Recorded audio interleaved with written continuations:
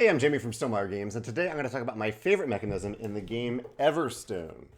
Everstone is a game that I played with two players just the other day. It is an engine building game with a slight worker placement element where you're moving around this board and largely building your player mat, which is really satisfying. You have this player mat here with these four different sections. Looks a little bit like Scythe, but the way you build them and improve them is very different than Scythe. You're not placing tokens on them. Rather, you're inserting cards under the bottom, you're putting cards over the top. And you're even sometimes putting cards down, small cards down here or big cards up right here. So there's a lot that you're doing to build these sections of your player mat to make them stronger. My favorite mechanism in the game is one of these four actions. You can see the four different actions up here, and it is the harvest action. I found the harvest action really innovative and clever, so I wanted to mention it in brief here. So when you take a harvest action, you're going to roll three dice, three big D6 dice. You're going to roll three dice, and the typical goal is that you're going to try to move up on one of three different tracks. The tracks each have a different number on them. I'll pull it out here so to show you what it looks like. And so what you're going to do with those three dice is group two of them together to form the sum of a number. And here are the tracks right over here on the side of the board. So you're going to group two of them together for a sum, and then the other die, and that sum will determine which of the tracks you're going to move up on. So if I group together a 3 and a 4, that falls between 6 and 8. And so I'm going to move up on this track. Then the third die will determine it'll determine the strength of the number of tokens that you're going to gain. So if I'll move up this track, I'll gain a benefit when I advance on it, and I will gain. If I roll, say, a 5, I would use the 5 to gain 5 of this resource. One of the stones in the game.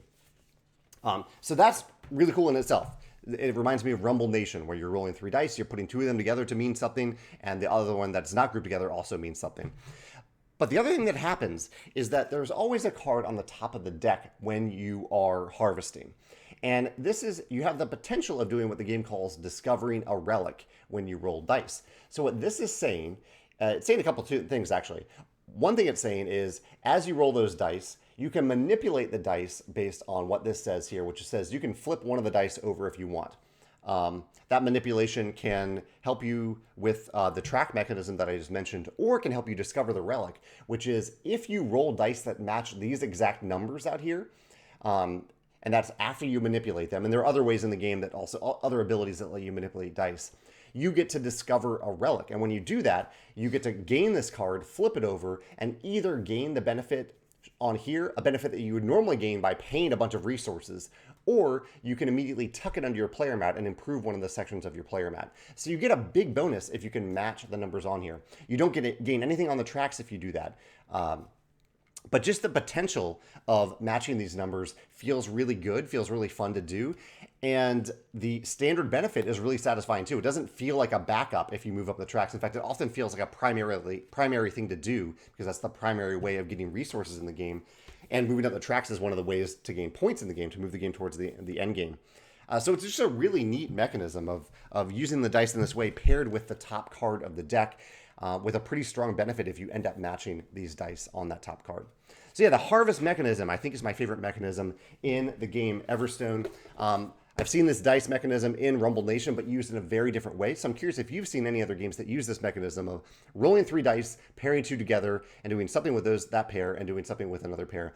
But even that, I mean, that is only half this mechanism. This other mechanism of matching the top of the deck, if you've seen other games do anything like that, I'd love to hear about that in the comments as well. Thanks.